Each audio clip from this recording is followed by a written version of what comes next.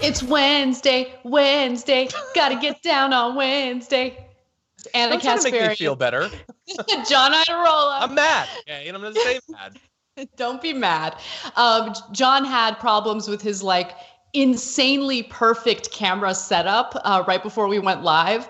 And so he unfortunately had to downgrade just a little bit to the camera he's using now, and he's in a bad mood about it. You look great, John.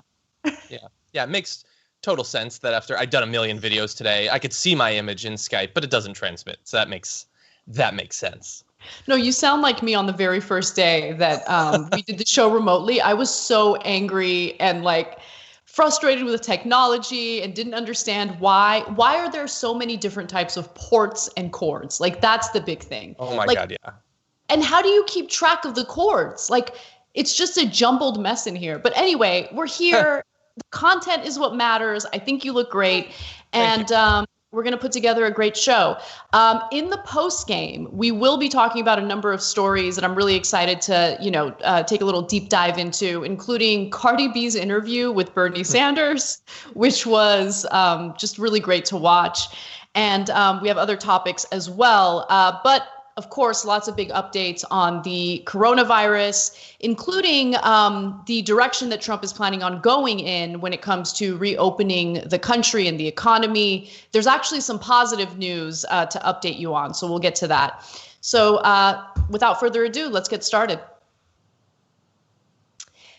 There has been more and more pressure by Republican lawmakers toward Donald Trump in order to preemptively, prematurely, however you want to call it, open the country back up, even though we're in the middle of a pandemic with a virus that we still do not have widespread testing available for.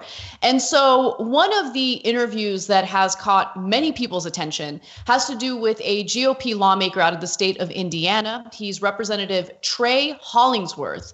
And he believes that it's imperative, incredibly important, to open the economy back up immediately. And the way that he made his argument was not delicate, to say the least, and certainly not humane, to say the least. But without further ado, let's hear what he has to say. The decision that needs to be made is to get Americans back to work, back to their jobs, back to their businesses, back to school, back to churches. That's the decision that needs to be made. We have to recognize that no amount of money out of Washington, D.C., no amount of effort out of Washington, D.C. is going to solve this problem like Americans can solve this problem. That's the strength of this country. We've got to understand that and get Americans back to work, back to their businesses, back to school, and back to churches. That's where they want to be when I talk to them every single day. There is no zero harm choice here. Both of these decisions will lead to harm for individuals, whether that's dramatic economic harm or whether that's the loss of life. But it is always the American government's position to say, in the choice between the loss of our way of life as Americans and the loss of life of American lives, we have to always choose the latter. It is policymakers' decision to put on our big boy and big girl pants and say, this is the lesser of these two evils, and it is not zero evil, but it is the lesser of these evils, and we intend to move forward that direction. That is our responsibility, and to abdicate that is to insult the Americans that voted us into office. So, John, I feel as though the candid nature of some of the responses coming from Republicans really does give us reinforcement for what we've been arguing for a long time when it comes to a number of issues, including, by the way, climate change, right? Mm-hmm. So we think that human lives are worth saving, even if it means that we need to sacrifice our way of life, whether it be temporarily or even permanently in the case of climate change. For Trey Hollingsworth, his lifestyle, his nice capitalist American lifestyle, is way more important than saving as many lives as humanly possible. He thinks that it's the lesser of two evils to sacrifice human lives in order to maintain, the economy, businesses, and his lifestyle. Yeah, it's not the lesser of two evils. There is one evil, and it's him telling other people to go die for his stock portfolio. That's literally the only evil. What you saw there was profoundly corrupt, profoundly cowardly. He started off with a very Pete Buttigieg-esque sort of mishmash of words that don't really mean anything about this is for America to fix. Yeah, technically, the doctors to come up with a vaccine. Outside of that, no, it is not on regular workers to get out there to fix a pandemic. They're supposed to be protected during a pandemic, in the same way that we would expect people to put on their big boy pants and protect them if another country's army was storming our borders. In the same way, I don't want you to die from a bullet from a foreign soldier. I don't want you to die from a disease either. And for him to say there that it's like cowardly to keep the economy shut down, that we should put our big boy pants on is really awesome to hear. I'm sure he'll be the first there. People at supermarkets have been dying in mass numbers recently. Transit workers, we're seeing a lot of that. So put on your damn big boy pants, Trey Hollingsworth, and go bag some groceries, okay? If you believe that it's American stick-to-itiveness that's going to get us through this, then go out there and expose yourself to the coronavirus, as so many American workers are already having to do right now. Exactly. And when it comes to the people who are fighting this virus on the front lines, the CDC just reported that more than 9,000 healthcare workers have tested positive for the virus, have contracted the virus. But keep in mind that that is an underestimate. So the numbers are actually likely much higher than that. And so we're not only risking the lives of people who don't take this virus seriously in the first place when this type of talking point or misinformation gets out there, we're also risking the lives of people who are sacrificing so much just to be on the front lines to keep people alive, right? Mm-hmm. The lack of, concern for average Americans is incredible to me. And how candid some of these lawmakers are is just really disturbing. Politico reported today that while some Republicans are still expressing caution and emphasizing that restrictions need to be lifted gradually. Now, Greg Abbott, for instance, is an example of that. He believes in a gradual, lifting of some of these restrictions. Others, though, are being more aggressive and calling for an off-ramp. For instance, Representative Andy Biggs from Arizona said it should have happened yesterday, meaning we should have already opened the economy back up, even though, again, we do not have widespread testing available. It's incredibly difficult for most people to get tested. Even in Los Angeles, where testing is more available compared to other parts of the country, you have to show symptoms of the virus in order to qualify for the test. The reason why this is an issue is because there are asymptomatic people carrying this virus, and it's actually, based on some of the studies that have come out recently, it's easier to spread the virus when you're in the early stages or when you're asymptomatic. And so we're still learning quite a bit about this virus. We still don't have the proper infrastructure in place in order to appropriately respond to increasing numbers of people who contract this virus. And it's so unbelievably irresponsible and disgusting to hear lawmakers publicly make these statements and simultaneously pressure Donald Trump to open the economy back up. Yeah. But the positive update is that Donald Trump had an hour-long meeting with business leaders. And usually you don't start that off with, we have a positive update. But he met with CEOs and business leaders from the banking industry, food, hospitality, retail.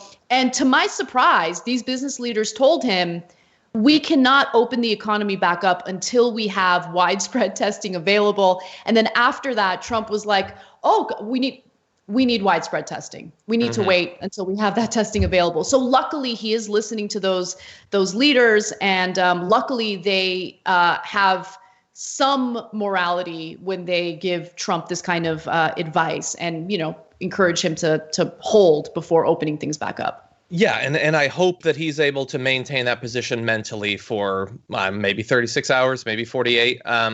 He wanted to open things back up last Sunday, as of about a month ago. That would have been an absolute disaster. He was cautioned against doing that, backed off from the position. About a week went by, and then he started saying, "Yeah, we probably need to open things back up." And so what would have happened? I mean, we know the numbers now, like we've experienced the past week. Andy Biggs said it should have happened yesterday. Andy Biggs, do you know what did happen yesterday? I know what happened yesterday. 2,407 Americans died of coronavirus yesterday, close to double the amount that died the day before.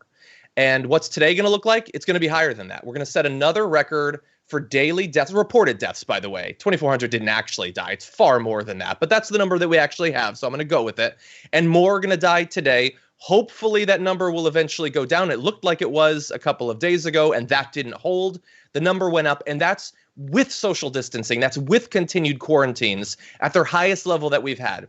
As soon as you start opening that up, unless you have the testing infrastructure in place, unless you have incredibly lenient sick leave and personal quarantining without losing your job, those sorts of policies, those numbers are going to skyrocket. And unfortunately, well, I guess fortunately, it's unfortunate that we have politicians that are pushing for that. It is fortunate that they're being very open about it, that their desire to feed countless thousands of Americans into a wood chipper, if that's what it takes to improve the NASDAQ, they are being very, very obvious about that. And with an election on, hopefully we can use this information and replace some of these absolute ghouls. Yeah, I totally agree with you. I think that people need to be aware of how little these lawmakers value their lives, and they're supposed to represent you. Keep in mind that the only agreed upon role for the federal government, this is what both Democrats and Republicans are supposed to agree on, right, is they're supposed to keep the public safe. And as we've seen from Trump's slow response to COVID-19, he failed in doing that. And to see some of these Republican lawmakers goading him into failing even harder is just devastating and depressing. One other thing I wanted to mention is, when you look at the number of fatalities, you also have to keep in mind that a lot of these hospitals are already overwhelmed with coronavirus patients. And so some of the other patients who needed medical attention, maybe some surgeries, haven't been able to access our healthcare system, and they've been staying home. Some people have died from various illnesses because they haven't been able to get the adequate care that they need to survive. So while it's not a direct coronavirus death, you also have to think about all the indirect deaths that are happening because of how broken our healthcare system is, how overwhelmed our healthcare system is, and how slow Donald Trump was to respond to this very serious pandemic. Yeah. Well, that doesn't stop Donald Trump from seeking brownie points. So let's talk about that in our next story. Donald Trump has delayed stimulus checks to millions of Americans in an effort to ensure that his signature is on those checks. Now, there are two ways in which Americans will receive the stimulus money that was granted to them by Congress. One way, of course, is through direct deposits. Some Americans have already seen that in their bank accounts today. The only way that you'll get the direct deposit is if you shared that type of information when you filed your taxes with the IRS. However, if you did not, you're likely going to have a check mailed to you. Some of them will be mailed to Americans as early as next week. But keep in mind that the checks were delayed. They were delayed several days because Donald Trump insisted on having his signature on those checks. Now, I think that it's important to have a political strategy discussion about this. But before we do so, let me give you the details on what's happening. So the Washington Post reported that the unprecedented decision means that when recipients open the $1,200 paper checks the IRS is scheduled to begin sending to 70 million Americans in coming days, President Donald J. Trump will appear on the left side of the payment. This has never happened before. This is unprecedented. So there have been various examples of stimulus checks mailed to Americans, happened during the Bush administration, happened during the Obama administration, but they did not politicize it the way that Trump is. And obviously Trump wants the brownie points because he wants to get reelected. When people see the stimulus money, they want to associate it with Trump. It'll be the first time a president's name appears on an IRS disbursement whether a routine refund or one of a handful of checks the government has issued to taxpayers in recent decades, either to stimulate a down economy or share the dividends of a strong one. So, John, I wanted to get your thoughts on this. Of course, this is a narcissistic move. Of course, he's exploiting this for political gain. But do you think it'll work? Yeah, that's interesting. So I'll give you my thoughts. You're probably hearing my dog's thoughts. He's not happy about it. He's barking outside. He's trying to participate in the howl that people are doing, but he's not even doing it at the right time. In terms of the checks, what I think is pretty amazing. That's really getting annoying. What I think is amazing is, do you recall not too many years ago when the right-wing position was that Obama was giving everyone phones to win their support, and every Democratic candidate was promising free stuff to get their support, just buying people off. So this is stimulus that's much needed, that has effectively nothing to do with Donald Trump, but he wants you to believe that he's the one that's providing it to you, which under one condition I would be perfectly happy with. He is, after all, a billionaire. Feel free to shell out some of your own money to these people, many of whom are voters, devoted fans of yours that could desperately need the help. Feel free to send Trump checks. Cut $1,000 checks to people and start sending them to random Americans if you want the support. Barring that, this isn't your goddamn money, so you don't get to put your name on it, okay? It doesn't have anything to do with you. As I said earlier today on TDR, if it hadn't been in the stimulus bill that these checks were cut, do you think that Trump would have vetoed it and insisted that the American people get relief? Does anyone believe that would have happened? Does anyone believe that he was pushing behind the scenes for the checks to be larger? Or maybe the fact that because they're just one-time payments, which are going to be wholly inadequate to deal with the shortfall that most people are going to have economically, the millions that go unemployed literally every week this around now. Does anyone think that he was pushing for them to be recurring, that every month we should get checks of this sort? No, he had nothing whatsoever to do with this, less than most politicians. Their names aren't on it. His name shouldn't be on it either. So I absolutely agree with you. And I totally forgot about the Obama phone. So I'm glad that you mentioned that, because it's a perfect example of the type of hypocrisy that we see from the Republican Party. But it's what we've become used to. Of course, they're hypocrites. Of course, they're going to criticize Obama or the Democrats of one thing and then turn around and do something even worse than what they're accusing the Democrats of. And so I think that a lot of this has to do with messaging. And I think it's really, really important for Democrats to drive home the point that their checks, Americans and the stimulus money that they desperately need, was delayed because they had to put a system in place to ensure that Donald Trump's signature was on those checks for political purposes.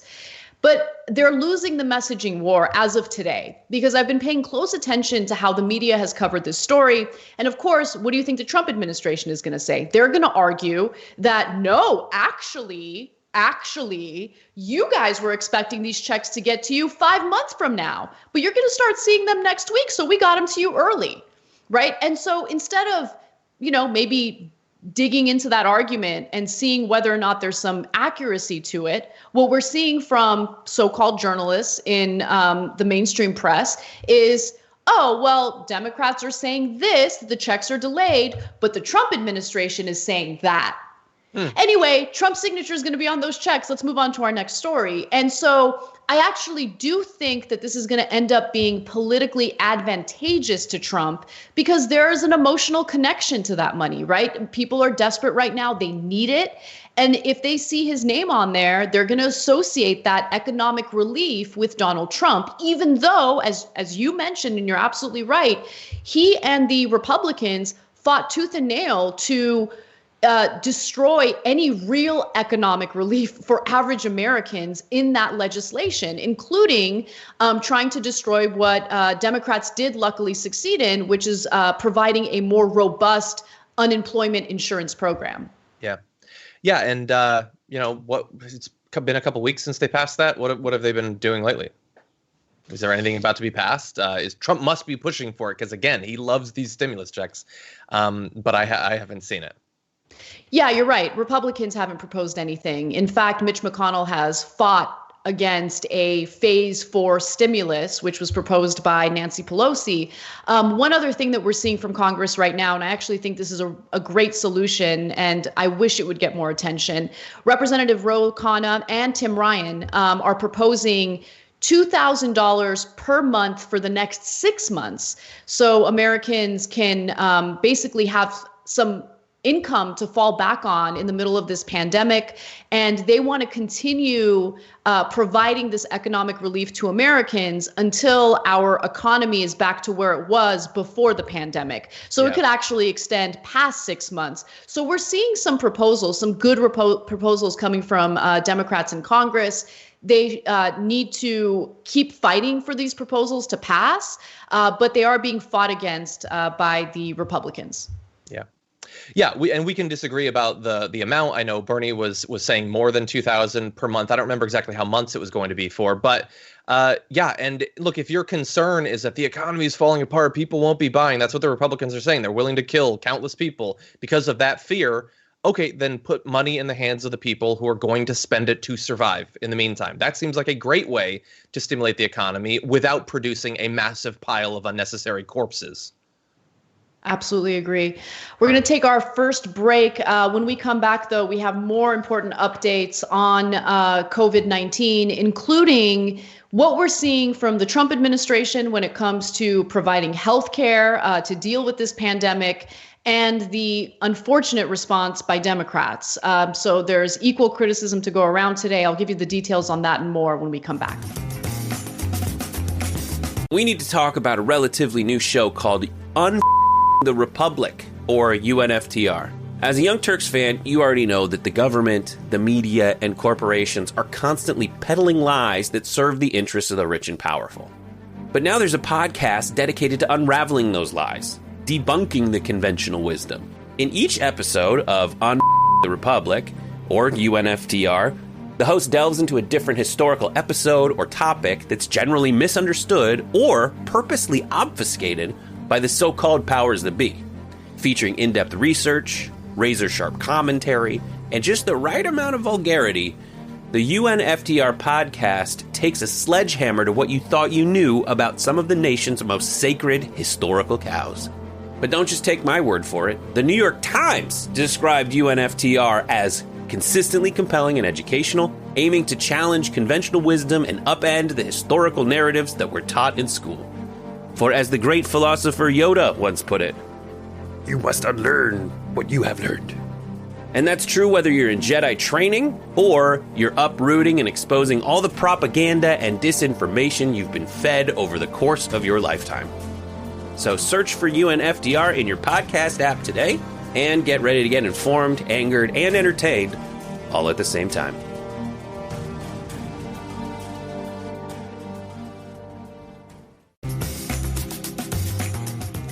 Welcome back to TYT, everybody. I was about to say the post game, but the post game is not happening yet. We will have one today, though, and we're going to discuss Cardi B's interview with Bernie Sanders, along with some other stories that we have prepared for you and some personal stories. So that's always fun. You can become a member by going to tyt.com/join. Also, a few other announcements. Something I actually announced yesterday, John, was the climate special that you will be hosting for Earth Day. So Earth Day is April 22nd, and John will be interviewing a number of climate experts and scientists in order to celebrate Earth Day. So again, that'll be on April 22nd at 7 p.m. Eastern Time, 4 p.m. Pacific. Make sure you check that out. Also, if you want some additional content from TYT, our very own Malcolm Fleschner puts together these awesome newsletters that you guys should definitely sign up for. I love them. His writing is excellent. He's funny. He's punchy. So just go to tyt.com where you can sign up for the newsletter and hear from Malcolm on a regular basis. Again, like he does such a great job in writing. He's really funny. So make sure you check that out. Okay, well, let's talk a little bit about what's happening with healthcare, because that's a huge, huge issue right now in the middle of this pandemic. So Donald Trump has believe it or not, overseen a pretty massive federal expansion of healthcare due to this coronavirus pandemic. And his actions have actually significantly outflanked the mainstream Democrats, including Biden. And that's an issue because if our number one priority in the general election is to beat Donald Trump, then we need to be clear on how to do that, and we need to be strategic. And what we're seeing from this, this cynical president who actually doesn't really care about the average American is a policy change when it comes to healthcare that can be considered way more effective and way more to the left compared to what we're seeing from Democrats. So let me give you the details, okay? Because I think the details matter. I think the amount of money he's spending on this matters. And I think comparing it to what we're seeing from Democrats matters. So the Trump administration, according to Politico, is already pumping hundreds of billions of dollars into a key health sector that it previously vowed to rein in, expanding Medicare benefits and boosting payments to state Medicaid programs by an estimated $50 billion, while promising to directly pay for coronavirus treatment for thousands of uninsured in what some experts say mirrors a single payer system. And by the way, some of those experts are actually on the left as well. So this isn't some rebranding that we're seeing from Republicans. And the numbers are there. Rather than going through Congress and making this more complicated, the federal government has decided, all right, these hospitals need help. We need to provide some relief to people who don't have the money for the COVID-19 treatment. So let's just immediately fund the hospitals and make this funding available to them. So over the last few weeks, for instance, the Trump administration has green-lighted legislation that sends $100 billion in aid to frontline providers, including hospitals that administration officials have fought with for months over plans to tighten pay rates and require more financial transparency. The Trump administration also separately authorized billions more in loans to cash-strapped hospitals and doctors through the Medicare program. When it comes to Medicaid, the Medicaid spending is estimated to total $50 billion over the next couple years, a figure that could soon be dwarfed by Congress's next round of injections into the healthcare system, still scrambling to catch up with the fast-spreading virus. Again, look, I'm bringing this up not because I genuinely believe that Donald Trump is a warrior for reforming healthcare. No, Donald Trump is a goon. Donald Trump only cares about himself. He only cares about getting reelected. And this is the type of stuff that he will then cite on the campaign stage or the debate stage, if that ever happens at this point. I don't know. Everything is really up in the air. And what is the response going to be from Democrats, and namely Joe Biden? So far, what we've seen from Democrats is the proposal to reopen enrollment for the Affordable Care Act, which doesn't go far enough, guys. Let's keep it real. It doesn't. And we don't want to be in a position where Donald Trump can position himself as more of a warrior for healthcare than the Democratic Party. So I know that there's a lot of focus right now on Bernie supporters and whether or not they're going to turn around and vote for Biden. I get why there's concern about that, I guess. But we also need to apply pressure on the Democratic Party to really, do something substantive and aggressive in expanding healthcare for people who are scared right now and who don't have the means to pay for these treatments. Yeah. This is good. So let's give him credit. You're doing the responsible thing because you have a commitment to ethics that most people in media don't these days, and you're giving him credit for this while also not being so uncritical that you'll pretend that he's had a sudden change of heart or something like that he actually cares about it, that he won't potentially reverse these in the future. So you're doing the responsible thing. And what we have to add, of course, is that, let's see, why did he hate John McCain? Why does he still mock him to this day? Because John McCain stopped him from absolutely killing the ACA a couple of years ago. He wants people with pre-existing conditions to be thrown to the wolves, unable to get health care. If he had his way, he would press a button that makes that the case right now. Just in February, he proposed a budget that would cut $1 trillion from Medicare and Medicaid. So we have to acknowledge both facts, that he is, in the short term, adding some money that'll be very helpful and necessary, especially in a time of a pandemic. And as soon as he is not worried about getting reelected, he's going to go back to doing the sorts of cuts that would have been unthinkable just a few years ago. On Biden, The reopening the enrollment in the ACA is virtually nothing, obviously. Yeah. No credit for that. Now, that obviously is not everything that he has planned for healthcare in the future. What he has planned is also not enough, but we should acknowledge that that's not the entirety of it. That's what he wants to do right now to help with the coronavirus. And no, he doesn't deserve virtually any credit for that. Hopefully, behind the scenes, both Bernie Sanders, who is going to be putting as much pressure as he can bring to bear on Biden, hopefully he'll push him in the right direction. They seem to be trying as hard as they can to court AOC, who's obviously, this is going to be one of her main concerns as well. But they need to demonstrate that they're listening to that and they're going to actually do something. The onus is on them now. You're absolutely right. Look, we're in a moment of crisis. And this is the exact opportunity to make your case for a robust healthcare reform proposal, right? And we aren't hearing anything from Biden. I mean, Biden's like hiding out somewhere. And again, look, if the Democratic Party's number one priority is to get rid of Trump, they really need to think about their own actions right now. They're way too concerned about Bernie supporters. They're way too concerned about trashing them and preemptively assuming that they're going to do all these terrible things. Like, okay, how about focus a little bit on the things that you can control right now, which is providing real solutions for people who are experiencing this moment of crisis. And to your point about, opening up enrollment for the ACA, there was an excellent piece in Jacobin that talked about how this really isn't much of a solution. And I want to give you the numbers. So for instance, a bronze plan with no premium still carries an average deductible of $6,506.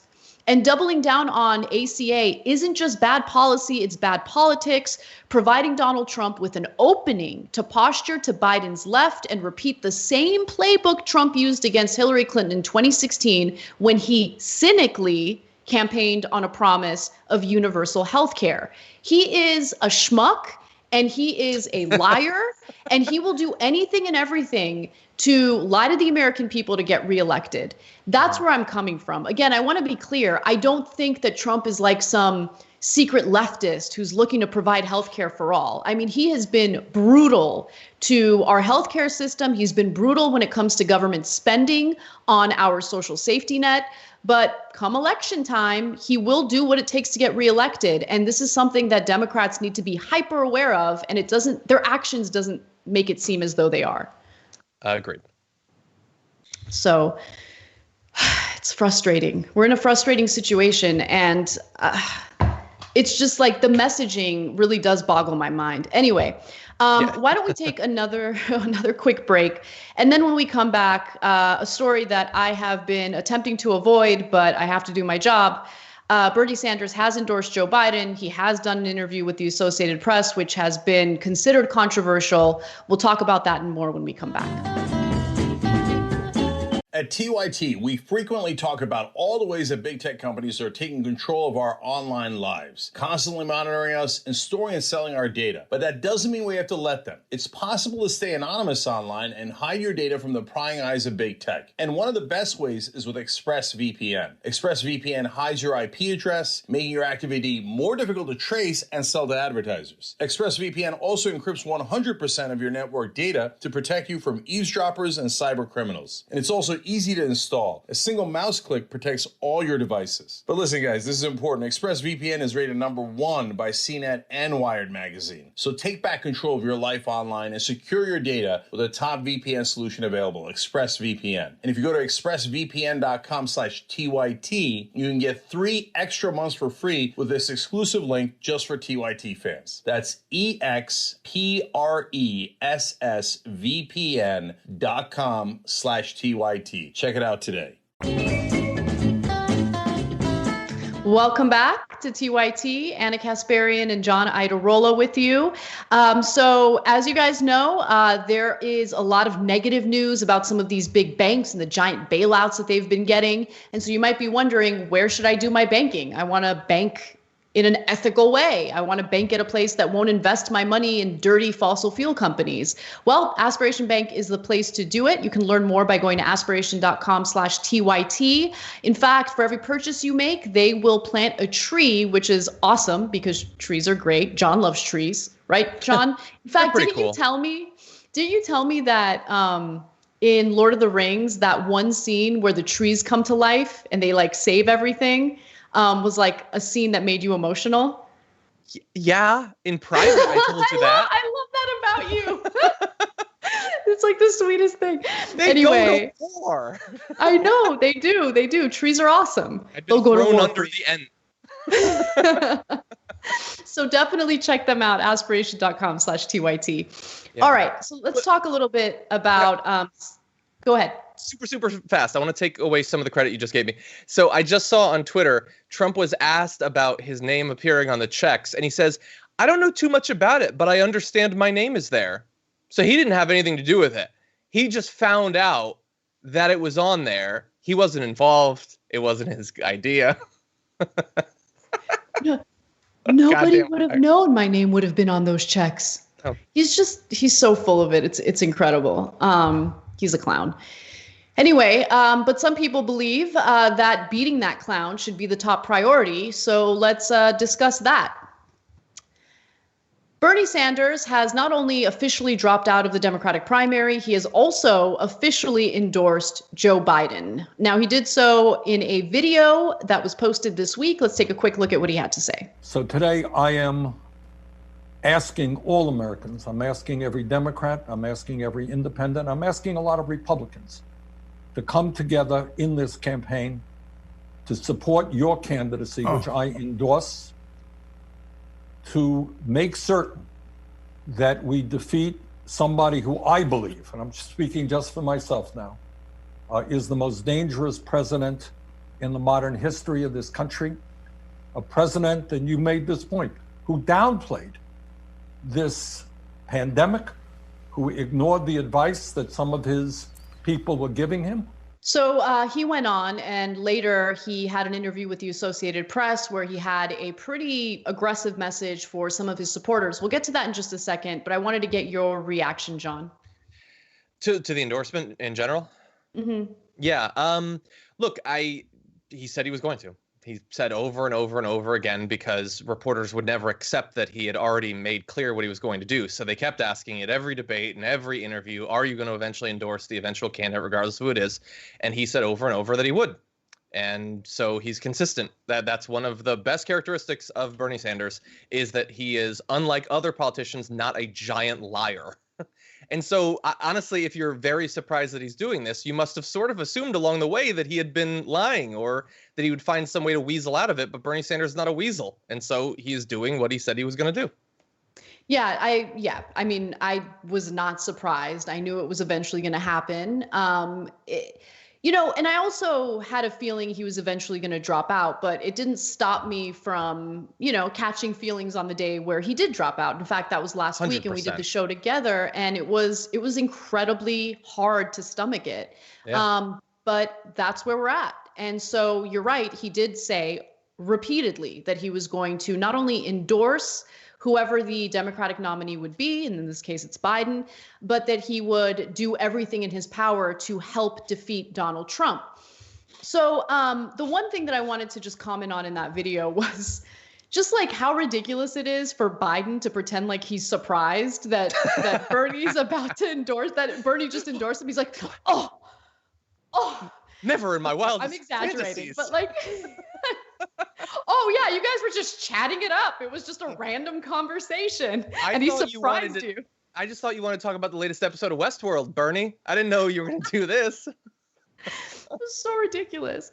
But following that endorsement, there were a number of people, including the Democratic Socialists of America, and his national press secretary, or former national press secretary, Brianna Joy Gray, saying that they do not endorse Joe Biden. And so Bernie was asked about that in an interview with the Associated Press.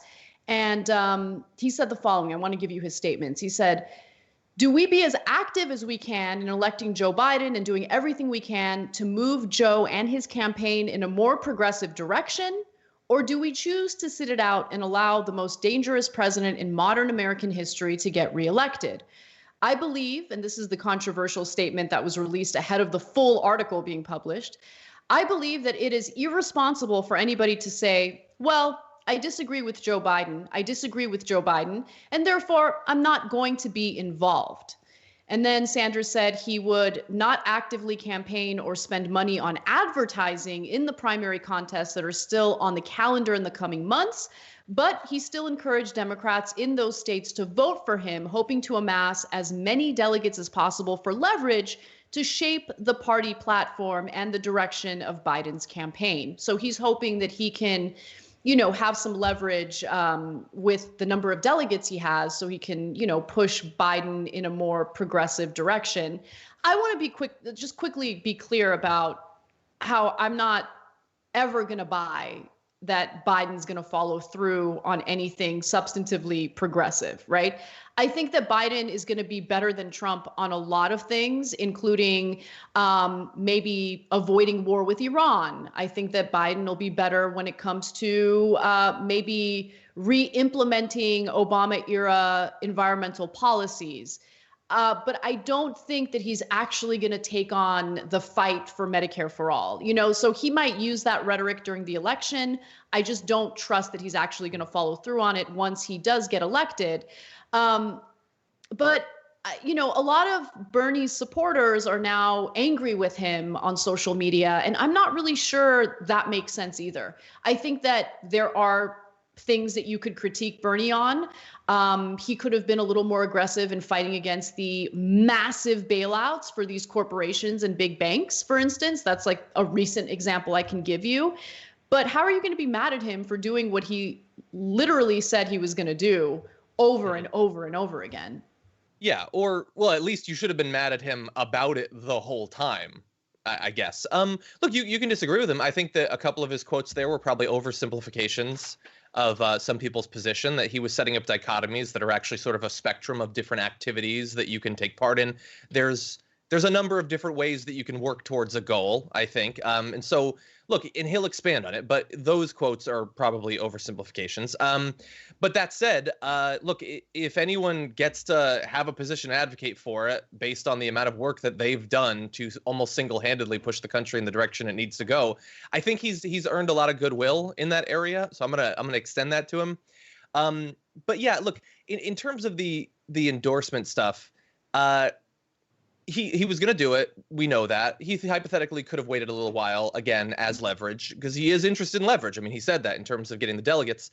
In terms of, I hope that he doesn't take the bait on, people like Brianna, for instance. She's a private citizen. She doesn't work for him anymore. She's back in journalism. She gets to do or say or support or endorse or not whoever she wants. And when statements from people like Brianna are brought up to him to try to get him to denounce her, it's not like there's anything he can say that's going to get these people to give him an ounce of credit. It is just used as a weapon to bludgeon him and people who are affiliated with him. So he should not take the bait on that. 100%. What isn't it? Not everybody 100%. Is going to endorse him and don't have to. That doesn't mean that they're rooting for Trump. And as long as they're very clear, what the worst case scenario is here. A lot of these concerns are not honest, that are going to be handed to Bernie to answer for. Bernie is doing everything that he said he's going to do, and he has been consistent. He's been saying that Donald Trump is the most dangerous president in the history of the modern America. He said that 1,000,000 times. He is working to get him defeated, but that is never going to be enough for some people. And so I hope that he doesn't take the bait sometimes. You know why it's not going to be enough for some people? Because I think that there's this issue with lack of responsibility when it comes to Biden's campaign and his supporters. So let me just explain what I mean. Look, there's been all this emphasis on shaming Bernie Sanders supporters who refuse to endorse Joe Biden. But I think some of that energy, a significant amount of that energy actually, needs to be applied to the Biden campaign to do better. Because right now, based on what we're seeing from Trump, including, putting his name on those stimulus checks. I don't agree with it. I think it's narcissistic, and I think that it's a political game he's playing. But unfortunately, it'll work. It'll work. He understands marketing, and he understands how to pretend to come from the left, when he is criticizing his political opponents in a general election. He did that with Hillary. He's certainly going to do that with Biden. So what are Democrats doing right now to prepare for that? The onus can't 100% be on Bernie Sanders supporters. That's ridiculous, right? So there needs to be a moment of clarity for the Democratic Party, because right now, Donald Trump is approving billions of dollars toward healthcare providers so he can literally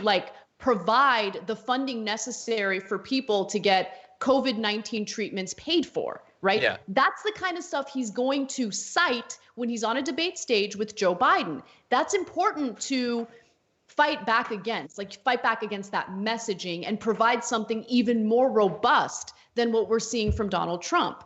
So my point is, I get that Democrats are super concerned about getting Bernie Sanders supporters to unify with the party, but they also need to have a moment of self-reflection and see where they're falling short, because I think they're refusing to do that. And that's a huge mistake. Yeah, and I'll try to be fast. So not endorsing someone is not the same thing as hoping that they lose or not voting for them or not working toward whatever. I've voted for hundreds of politicians through my life at various levels. How many have I endorsed? 3? Endorsing is a special thing that goes up above and beyond. It's basically you saying, I want to use my influence in the most obvious way possible to push for this person. And in fact, I want my who I am to be tied with the possibility of them succeeding. But I've voted for tons of people that I've never endorsed and won't endorse. And so trying to conflate those two things as being the exact opposite just doesn't make any sense to me. And again, part of the pressure that you're talking about that's being put on Bernie Sanders supporters, a little bit of it, I think, is genuine concern. Are they going to support him? Is it going to be the thing that loses it? But a lot of it is just they have loved for years attacking Bernie Sanders supporters. And if they think they have a way to do it, they will continue to do so, even though, what is going to end up happening? The vast majority of the people that supported Bernie Sanders are going to end up supporting the Democratic nominee. There are always going to be some people that don't. That's been the case with literally every nominee throughout history. They're just choosing to focus now on it to tar the entire movement. Okay. And by the way, and if they're being honest, if they want to move those people, attacking them viciously, how is that possibly going to work? It's 100%. Pointless. It's offensive and pointless. It's wrong in every way that it could be wrong. And so either have your fun while you can, if you're being fake, and if you're being honest, you really need to strategize, because this is a horrible way to go about it. Yeah, I totally agree with you. It's just so counterproductive for what Biden supporters claim they want. But on the other side, I also just want to note, look, I think that people should vote their conscience. Okay. And so I've never been a huge fan of vote shaming, except I did, take the bait on election night when I vote shamed white women who voted for Trump. But that wasn't the right way to go. I've admitted that. I just don't like it. I don't agree with it. And we should think about, why are people voting this way? And I think that same standard should apply for some of the Bernie supporters that I'm seeing on these social media outlets, or social media platforms, I should say, who are kind of viciously going after other Bernie supporters who have decided, okay, well, I'm going to vote for Biden, right? Because look, your life might not be significantly negatively impacted by Trump. I mean, I can't imagine that a lot of those people exist. But there are people who have undocumented immigrants in their families. There are people who have seen a significant decline in their quality of life because of the Trump administration. I don't agree with vote shaming them if they've decided to support Biden. I think that it's important to, again, vote your conscience. And for the Democratic Party, if you guys really believe that beating Donald Trump is your top priority, you need to act like it. And that doesn't mean you go around harassing Bernie supporters. It means that you have that moment of self-reflection, see where your flaws are, and think about what Donald Trump's marketing and messaging is going to be in this general election. Because I don't think that there's been enough thought in that at all. And I haven't seen much from Biden at all, which is mind-blowing to me. Yeah. Yeah. So, all right. Well, we have one more story that we got to talk about. Representative Alexandria Ocasio-Cortez is now the only member of Congress who has addressed these sexual assault allegations against Joe Biden. These allegations were brought forth by a former Senate staffer of his. Her name is Tara Reade, and we've covered her story pretty extensively. So she was working for him in Delaware, and no one in Congress has addressed it until someone finally asked Representative Ocasio-Cortez about it during an online conversation with The Wing. It's a networking and community space for women. So the questioner, according to CBS News, opposes President Trump's reelection, but also really resents the fact that the other choice is someone who has a really long history of being creepy to women. And AOC responded with the type of response that I really do respect. She said this: "What you're voicing is so legitimate and real. That's why I find this kind of silencing of all dissent to be a form of gaslighting. I think it's legitimate to talk about these things. And if we again want to have integrity, we can't say, both believe women, support all this until it inconveniences you, until it inconveniences us."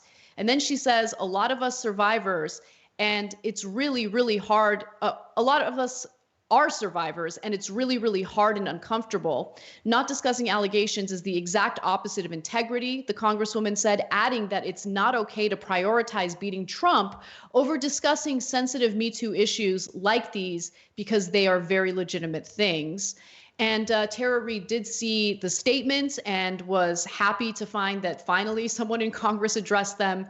And so she said to CBS News, "I'm very humbled and honored because she is literally the only politician that has spoken up on my behalf." So I think that AOC is absolutely right. We need to have integrity, and we can't treat these claims differently based on what's convenient for us. Yeah, 100%. And what's interesting is that she's not in Democratic leadership. They're probably going to try to keep her out of it for as long as possible. And yet, despite not having the title, she is a leader on this. Bringing environmental protesters into the halls of Congress to start a movement for a Green New Deal, like consistently on the most important issues. She speaks out passionately, intelligently, and without requiring a crowd behind her to do what she thinks is right. It doesn't mean that she's perfect. No one is, but she is consistently on the right side of these issues. She's consistent and honest, and I appreciate her. Hopefully, for some of the politicians who aren't as comfortable as her to come out and talk about this sort of thing, these sorts of issues, without knowing that it's safe to do that, maybe now with her being out there, others will follow. We'll see. Hopefully, over the next week, maybe others will start to speak out about this. Yeah, I mean, it's been a disturbing experience to see just how differently Tara Reade has been treated by the very people who took Dr. Christine Blasey Ford's allegations seriously. I took those allegations seriously. I take Tara Reade's allegations seriously because for me, sexual assault is not something that I care about based on political factors. It's something that's serious and should be addressed. And I'm glad that AOC did address it in the way that she did. That integrity and that consistency is so critical. And, I'm just disturbed at the silence from people like Elizabeth Warren, for instance, who wrote a super lengthy piece in the New York Times about Brett Kavanaugh, but has not addressed Tara Reade's accusations. And she endorsed Biden today. And I would love to hear what she has to say about these allegations. Anyway, our post-game show is next. We're going to talk about Cardi B's interview with Bernie Sanders and more. Become a member. Go to tyt.com/join. For everyone else, we'll see you soon. Thanks for listening to the full episode of the Young Turks. Support our work, listen ad-free, access members-only bonus content, and more by subscribing to Apple Podcasts at apple.co/TYT. I'm your host, Cenk Uygur, and I'll see you soon.